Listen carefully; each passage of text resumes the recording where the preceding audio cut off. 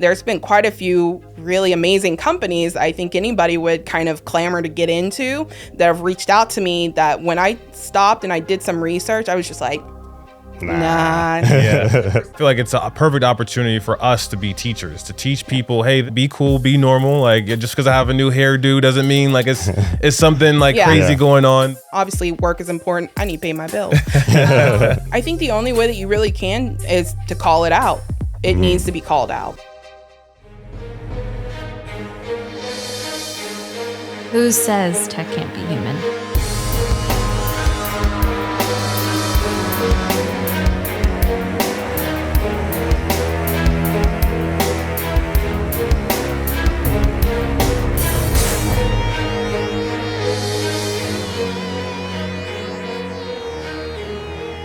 What is going on, everyone? Welcome back to the show. Glad to be back again. And it's nothing like being back in a studio with great guests. Our guest this episode is McKenna Yeakey. McKenna, you know, when we first met, it was kind of through happenstance. You were on Hacker Valley Blue. You spoke to Davin Jackson. And it's almost like everywhere we turned after that, we kept seeing you. And we're like, what? And you're local to Dallas. So I'm so glad that we got a chance to do this and get it together. And welcome to the podcast. Yeah, thank you so much. I'm really excited to be here. This is a great way for me to kind of end my year for me. So yeah, thank you so much for having me.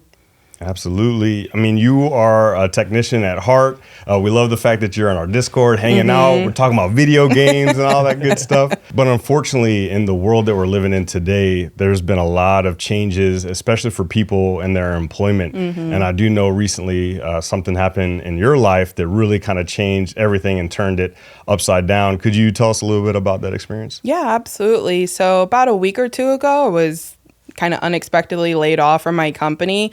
I mean, I think if, you really took the pulse of what was going on and like the market and the economy, you could kind of see it coming down the pipeline. But, I was hoping, I'm in security, I'll be all right. But that wasn't the case, and I understand things happen. But yeah, that was kind of a first for me. I've had many firsts this year, and that was my first layoff, unfortunately. I'm so sorry to hear that. Can you take us through sort of what that journey was like? Because I'm sure that, there was lows, but when we were talking before the podcast, there was an unintended uptick. Could you walk us through what that was like for you? Yeah, absolutely. So I think, for me, the initial layoff was really surprising, right? I just didn't expect it. I took a day to really kind of like sit down and reflect and feel my feelings and, kind of be lost in how, I felt about the whole situation and just take a moment to kind of grieve. Because I was leaving some amazing coworkers and we were doing some really great work that I was excited about and passionate about. So, it was kind of a letdown. But, when I put my post out on LinkedIn and kind of let everybody know, the outpouring was so intense. Honestly, I was super, super overwhelmed by it. But I mean, so many people that I've either worked with in the past, or people that I've done a lot of volunteer work, or even just people that have seen me through podcasts and kind of followed my journey in cybersecurity, all came pouring out. And, I felt super supported, super appreciated. And, I had lots of opportunities come my way, some that I just had to eventually say, I can't manage this on, I have too many to choose from, and I kind of have to be cognizant of my time and my energy. For the low that I had an immediate bounce back up, and I feel very thankful for that. And I'm sure like in that moment of just even learning that job is no longer yours was probably like, I can only imagine what you were going through and what you felt at that time. Give us a peek inside your mind, like what was going on when, this all went down, and how'd you respond to it? Yeah, so I think I tend to be a very emotionally stoic person to begin with. Me and my husband were laughing. He's like, I think I'm more mad about this than you are. I tend to take things in stride. I realize that sometimes things happen for a reason, and one door closes, another door is going to open. And I tend to live my life with that perspective. But I mean, I would be lying if I didn't say I was like disappointed. I think more than anything, I was disappointed, shocked a little bit, because, I felt like, and I had, received feedback that I was a good employee, that I showed up and I did good work, and I was a great teammate. don't think I really had any problems with anybody. So I was kind of shocked, and to hear that your position is redundant or like the work you're working on isn't impactful going into the new year, it kind of makes you second guess everything you've been doing, up into that point. Like, was there something I could have done differently? Or, did I not advocate for myself appropriately?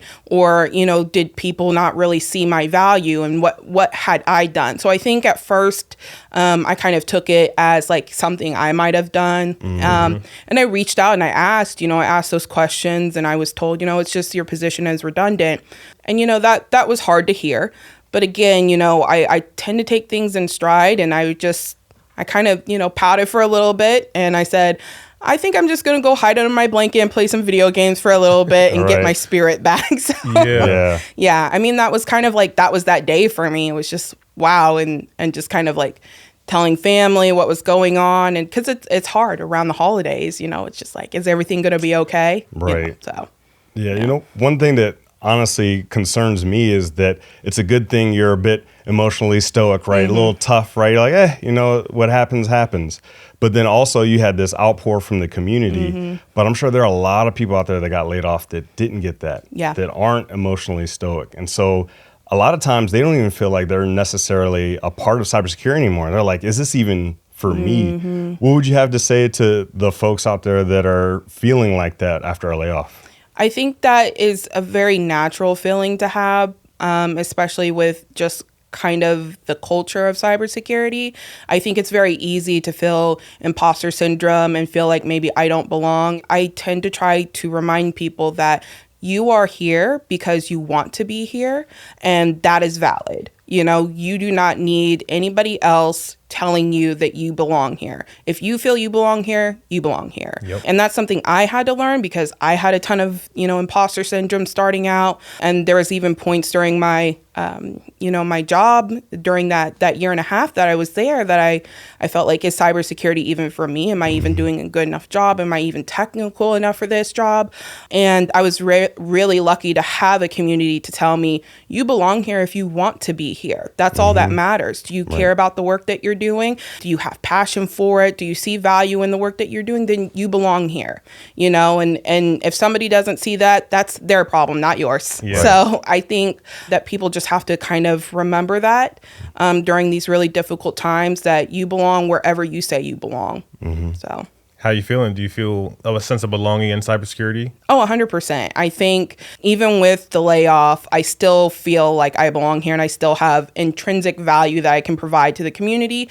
And I plan to provide it for as long as humanly possible. I'm in for the long haul. So I hope everybody gets used to seeing my face. Yeah, definitely. I love it. And like when you look back at the community support, I mean, just to be able to post to something like LinkedIn, Twitter, wherever, and to hear people say like, hey, I got you. Like, I'm going to help you out however I can. Like that's incredibly powerful. And we had a guest on the podcast way back, AMZ, and she was talking about being in a situation where she was going through this really tough hike. And part of the end of the hike was to bike up a very steep hill. And people were helping push her up the hill. And, to feel like someone has your back from, the parts of your life that are the hardest or even the easiest is so special. Like when you think of the community and like how you're so involved, what are you doing to like make people feel welcomed in that same way?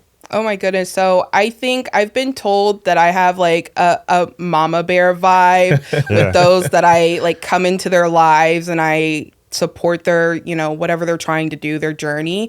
Because when I come in and I support, I give my all. It's very hard for me to kind of hide how much I care about somebody. And I get really attached to every person's journey, no matter what it is, where you're starting from, where you're coming from, I get really attached to those journeys and I feel like they're part of my journey. So for me, it's anything from, hey, do you need to have talks? Do you need support? Do you need somebody to come in and give you advice on a difficult situation? I've had plenty of people come in and say, how would you deal with this situation? I don't know how to navigate this specific issue that I'm dealing with. Or somebody saying, hey, I need some resources, or hey, can you sit down and do, an hour study session with me? And I am gung-ho for it all. And I'm honest with people on whether, like, hey, that's not my forte, but hey, we'll learn something new today together. The type of support I tend to give is very in depth. And I think, for some people who probably don't want somebody as intense as me when it comes to support, they might be like, okay, that's enough. Thank you. But the people that I do try to, lift up and empower, I try to give them my all. And I do that because I've gotten that. So I try to give back exactly what I've gotten and then double it. So, yeah. So a week and a half ago, this layoff happens. The community pulls you up, right? And gives you that motivation. You're like, you know what? I do belong here. Yeah. But it didn't stop there. You went on a tear. Tell us about that tear of looking for the next role. Yeah. So, it was kind of crazy for me because I had a lot of different companies that had been interested in me, seeing the podcast that I had done, seeing some of the content that I had created, and they had reached out to me before. And I was always like, no, I'm pretty happy with where I'm at. So like, as soon as, I put out the call, like it was overwhelming. And so it was just kind of like running through every kind of interview that I could. And, the way that I work is that, if I don't think this is going to be a fit for me, I know somebody great that would be a great fit. So I always refer somebody. Right. But yeah, I just went on, I was just like juggling. I had to actually make me a spreadsheet of how many, like yes or no. How many interviews did you end up doing? Oh my goodness. I think I had 12 interviews just in a week. I was exhausted. I was tired. Like that's like more than 2 a day. Yes, I was tired. And you got to remember, like a lot of these security engineer jobs are like 4-hour long interviews with like multiple people and multiple questions. So yeah, I was hopped up on Red Bull. I bet. Being back, on that side, especially after coming from a layoff, I'm sure you had a different set of criteria, maybe different set of expectations for who you're willing to work with. But what were some of those things that you were looking for when you were like going through this 12 plus interview spree? Yeah. So my big thing for me is getting a feel for the leadership and also how people collaborate. So for me, I have a huge set of I have a bank of questions that I ask. And a lot of them have to do around what is your leadership style? What kind of employees do you think thrive underneath you? Can you talk to me about an example of a time where you had somebody that wasn't thriving? What did you do to help them? I ask a lot of leadership questions. Right. I ask about how they communicate, what their expectations are. And then I also like to dig into DEI and ask them, how do you include people? Cybersecurity is starting to become way more diverse. There's more women coming in, not as much as I would like, but there's more women coming in every day.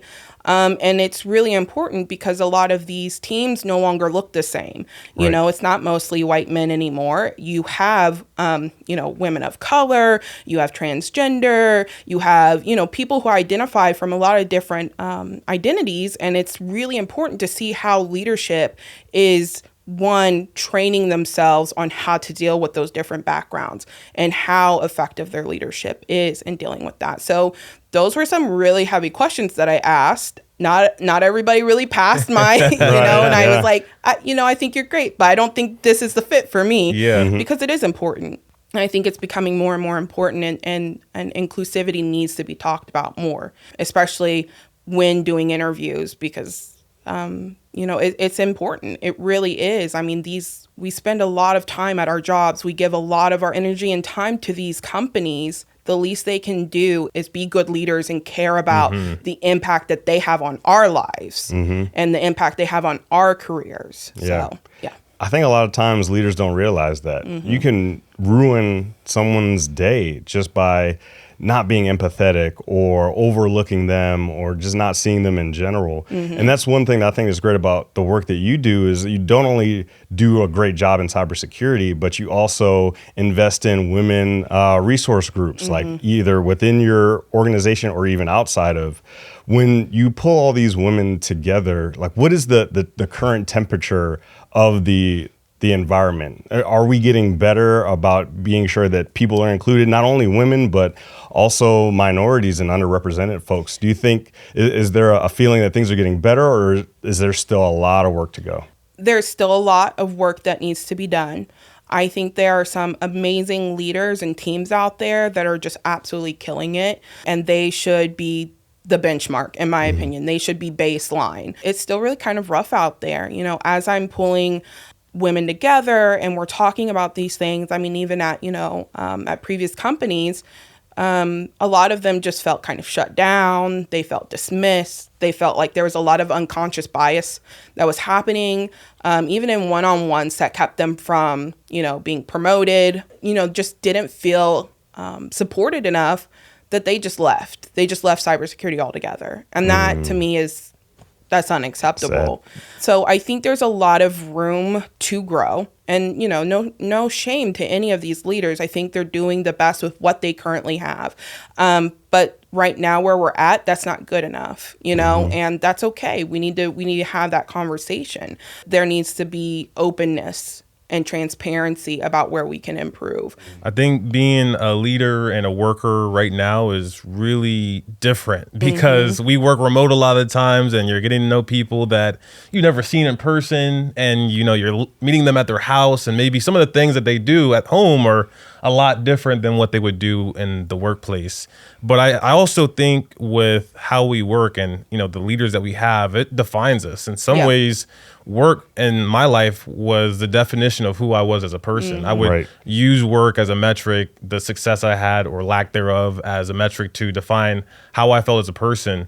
Do you ever feel that way, working in security and even just trying to become better and better? Yeah, I feel like that's a rather normal feeling, especially in cybersecurity. I think a lot of us attach and equate our value to the job we're doing, just because security can be so intensive of a job, the needs of what the company has, the constant tech that's coming out, all the new threats, all the new vulnerabilities. You have to be constantly go, go, go, go, go. And so it's really hard not to attach your value to how impactful you're being and how much you're accomplishing. I mean, for me, it's still something that I'm trying to find a balance with. I'm not there yet, but I think the important thing is that I've had a community that's told me, hey, McKenna, I think it's time to take a step back, or hey, McKenna, it's time to put, the gas to the pedal, or hey, McKenna, your value is not just based on the job that you do. Your value is based on so many other things. There's value in the things that I do for the community. So, I mean, I wish I had the answer to how not to do that, but I'll let you know when I figure it out. Right. We've talked a little bit about the organizations that might not be a good fit, right? You ask them some hard questions because you really want to understand the culture, the leadership, but you found a new home. Yep. Tell us about finding that new home. How were they answering the questions in the right way that made you feel like, yes, this is a place that I can go to and continue to grow? Yeah, so I think the thing that was really refreshing to me was they were really honest. And I think some people can kind of get scared off by the honesty. They're just listen, we got a lot of room for growth. And the director was not shy about that, and I loved it because he also took the time to sit down and show me his plan and all the things that he was doing. And when I would ask, the other people that I were interviewing with, these were people that have followed him from multiple different companies. They believed in his leadership. And when I looked at the people that had followed him, they weren't just white men, they were women of color, people identified differently, and they all believed in his leadership and saw how he had improved the culture wherever he was. And the thing that I loved about it was he said, here's an about me page. I don't know if anybody's seen those, how to work with me. Oh, yeah. Things. Yeah. He had one, and it was public. It was public. Okay. It Yeah. was public. And he, he's very open to feedback. And, I asked him some really difficult questions, and he was very honest with like, hey, McKenna, I'm just not there yet, but I would really love your insight. I would really love your feedback. And I think you have an opportunity to do that here. And we have plenty of room for improvement. And if you're willing to, I'd really like to see you help us with that, not just from the technical stance and the security stuff, but the culture at whole. And so that kind of won me over. I was just like, okay, Nice. the honesty is super refreshing. Like he knows he's not perfect. The team knew that the things that they were doing and the company that they worked for wasn't perfect, but they all seemed very passionate about making that change. And so that was important to me. So Earlier, I asked if you felt like you belonged in cybersecurity. It really sounds like you do, because when Chris asked you about what did you look for as an answer, none of it really has to do with the role itself. It's like, hey, what kind of environment am I going to be living in? Yeah. What kind of environment am I going to be spending most of my day? Because it's 8 hours out of your day, maybe even more, dealing with the work that we deal in and saying yes to that. But when you look at like things like the skills that are required, or even things like the money, how do you start to assess that, especially starting from a more fresh state?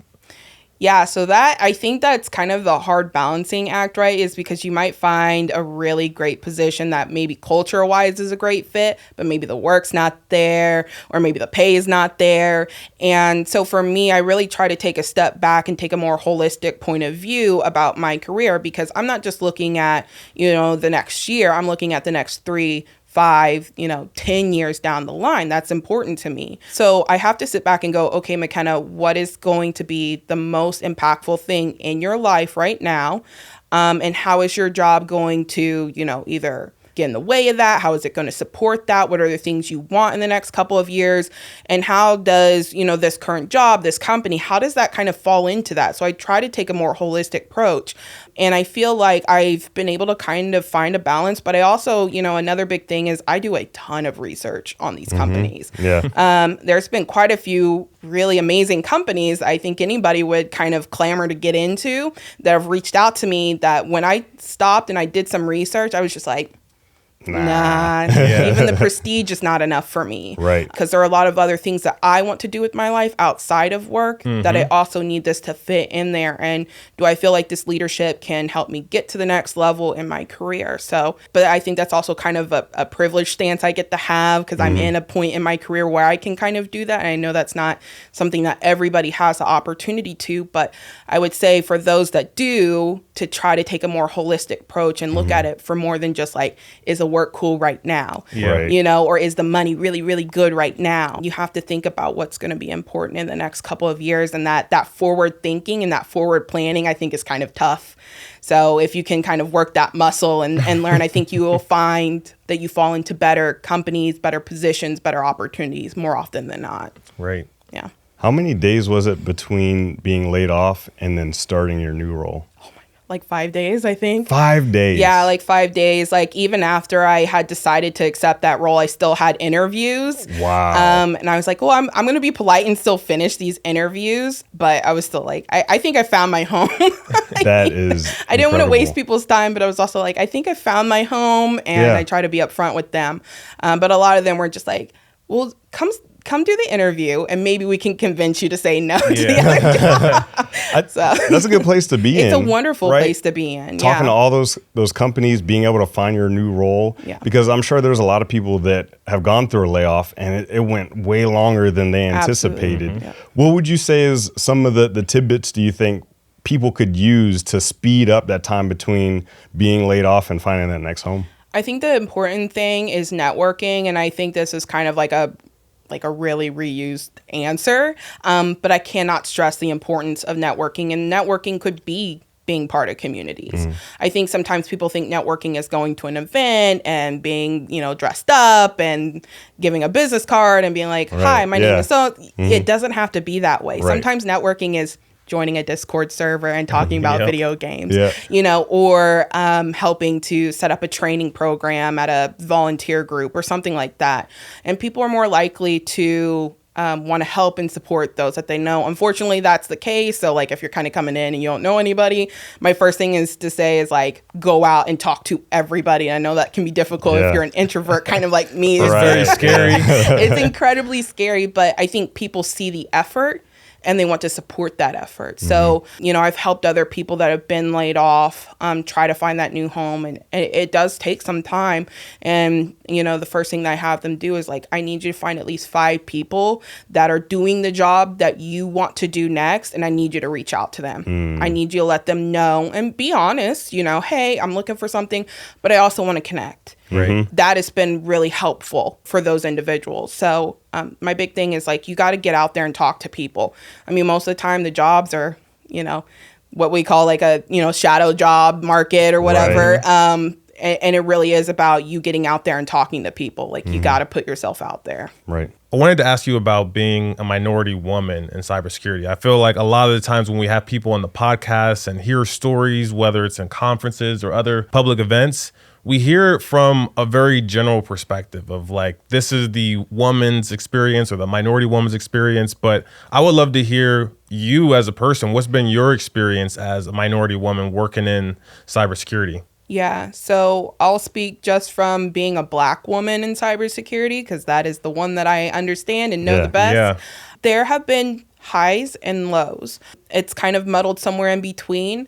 But, a lot of the times I will have leadership that maybe I can tell they don't relate to me and they feel kind of like maybe I shouldn't tread there and get to know Murky her. waters. Yeah. And also being most of the time with mainly men and white men, I feel like I have to assimilate a lot more to them and their experiences and their jokes and the way they talk versus it kind of being a nice melding pot. I've had a lot of unconscious bias happen, even just like with previous managers and one-on-ones that should be talked about. I'm talking about my performance, what I'm doing, what I'd like to accomplish next week. First things we're talking about is, oh, your hair looks different today. Let's talk about that for 20 minutes. I don't want to talk about that. I want to talk about my job.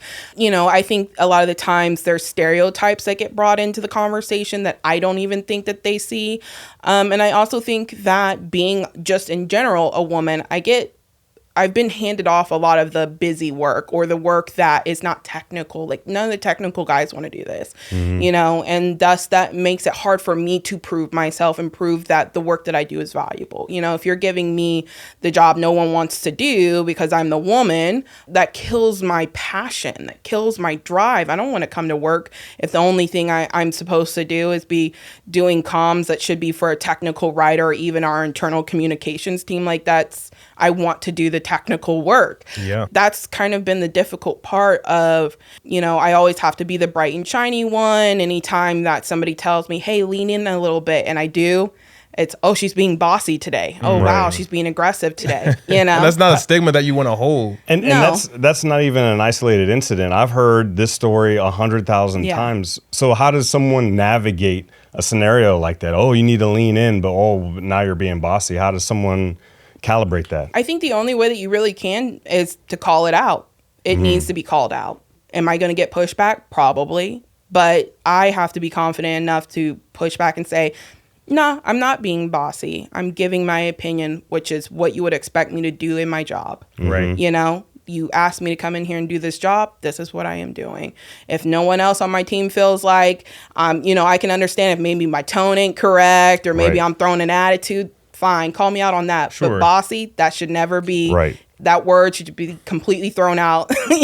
Should never show up in a conversation at work. I think the great thing about being a minority, especially a Black man in cybersecurity today, is that people are very sensitive, like you're describing. They're looking, they're listening, they're reacting.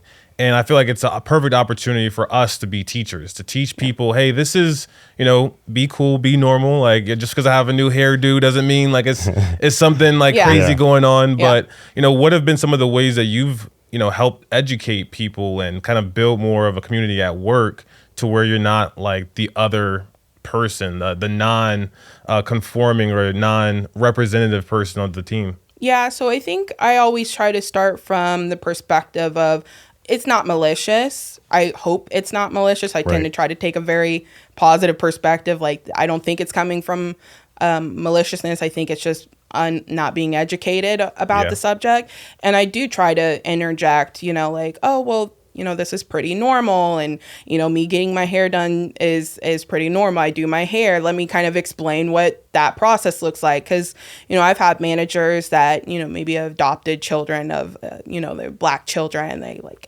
I'm asking because I don't know how to do my daughter's hair. Here's some resources. I'll help you. I'll talk to you about that. But even, I think also with me, I tend to try to kind of create a space to listen to other people too, from other cultures, different backgrounds. And I think also showing that I lead that way, in conversations of asking questions and trying to be polite. I lead by example. But I also, anytime someone makes a statement, I'm go, well, okay, here, let me break that down real quick for you. Like, we have 5 minutes. We're just chit chatting. But, if it's ever to such a degree, I'll pull them to the side. Like, I've gotten to the point where I feel comfortable enough to pull people to the side and say, hey, I didn't feel like that was cool. This comment, this statement, whatever. Can we sit down and talk about it? Can we have a discussion about it? Because I'm trying to understand where you're coming from, and I want you to understand where I'm coming from and how that makes me feel, or how that looks, or how that's perceived, or how that's going to have impact on somebody else if you ever manage somebody similar to me down the line again. I try to take this approach that if I made a mistake, I would want somebody to come to me this way and say, hey, let's sit down and have a conversation real quick about where that was wrong, know? And I've had plenty of people that have done that with me, when I've made issues or made mistakes before from, with people with different backgrounds or different identities that I've taken the time to sit and explain and go, hey, McKenna, that's not quite right. And I really appreciate that. And I try to do the same with other people. Right. Yeah. Thank you so much for taking us through your story. Because I think a lot of people need to hear it. I mean, whether you're talking about underrepresented folks, really, this is something for everybody. And I just want to say thank you for being vulnerable, coming on a show like this and being able to talk about that, because I think this is stuff that people need to hear. Absolutely. I agree. And I think the more we talk about it, the easier it'll get. Whenever we deal with these hardships, I mean, there's always a learning lesson. And I mean, going from being laid off and 5 days later finding your new home, I'm sure it was a lifetime of learning lessons, even in that short amount of time. What are the things that from that experience are you going to take with you into the future, whether you're talking about leading others or mentoring others or even decisions in your own personal life? What has changed in you the most? So I think the thing that has changed in me the most is, I think honestly it's my ability, one, to have a good attitude about things and rebound from stuff. So I think it was kind of hard at first for me because I really, really wanted to sulk and just be upset. But when I saw the pouring out that I got, I was just like, I can't sit here and feel sorry for myself. There's so much more I can do. But the things that I've learned from the people is I've learned what good leadership truly, truly looks like. I've got to practice leadership doing the volunteering work that I've had, but I also have seen what a good or an excellent leader actually looks like and the honesty it takes out of a great leader. So I've learned that, and I think I'm going to take some of those things that I've learned while also interviewing with other people and try to inject them into myself as I go in, because though I'm not technically in leadership right now, that's a goal for me. And so I've learned those lessons, and I've also learned how to ask for help a little bit more. So I think I can be a very proud person at times. And, Same. So even writing that post, when I wrote the post on LinkedIn, I wrote it at 3:00 in the morning, and I set it to be scheduled at 8. And then I had to just put it away because I'm just my nerves were so intense from even reaching out and telling people, hey, today I had an L, I had a loss, and then asking for help. That was difficult. So I've learned, better leadership. I've learned how to ask for help, and I've learned how to trust in myself a little bit more. So yeah. We believe that everything that you're doing really matters. We appreciate you speaking to us, especially during this time. Things are crazy, and you just made a huge jump in your life and career. So I wanted to say thank you, and we see you and all your hard work. Really recommend everyone to stay up to date with you and all the things that you got going on, especially with women cyber jitsu. It's in the show notes for everyone to stay up to date with McKenna. And with that, we'll see everyone next time.